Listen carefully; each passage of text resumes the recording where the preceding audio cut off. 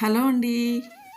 ఈరోజు నేను 7 శనివారాల వ్రతం చేస్తున్నానండి. ఇది రెండవ వారం అనమాట. మొన్న కార్తీక ఏకాదశి రోజు మంచిదే అన్నారని చెప్పేసి ఆ రోజు మొదలుపెట్టానమాట 7 శనివారాల వ్రతము.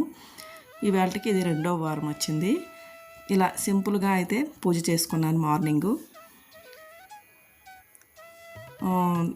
7 నువ్వుల ఉండలు పెట్టమన్నారని చెప్పేసి నువ్వుల ఉండలు కూడా ప్రిపేర్ చేసి పెట్టానండి. సిమ్మిలి ఉండలు, నల్ల ద్రాక్షలు కూడా పెట్టాలి అంటారు, అందుకని నల్ల ద్రాక్షలు కూడా పెట్టాను.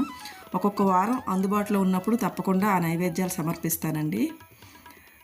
ఏ నైవేద్యాలు మనకు అందుబాటులో ఉంటే ఆ నైవేద్యాలను సమర్పిస్తాను. నువ్వుల ఉండలు అయితే నువ్వులు ముందుగానే తెచ్చి పెట్టుకుంటాం కదా, నువ్వుల ఉండలు అయితే ముందుగానే అవి ఎప్పుడు అవైలబుల్గా ఉంటాయి కాబట్టి నువ్వులు ప్రతి వారం పెడుతున్నాను.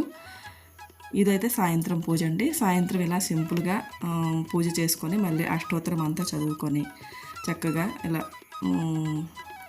చిన్న పూజ అనమాట సాయంత్రం చేసుకొని తర్వాత నాకు తెలిసిన శ్లోకాలు అష్టోత్తరాలు అన్నీ చదువుకున్నాను. తర్వాత ఈరోజు సంకష్టహర చవితి అండి.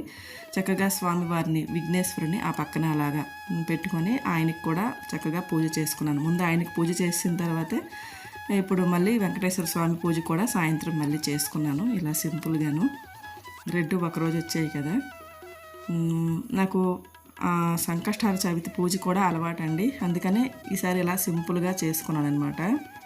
మీతో షేర్ చేయాలి అనిపించింది, అందుకని ఇలా చిన్న వీడియో తీసి పెడుతున్నానండి. బాయ్ అండి.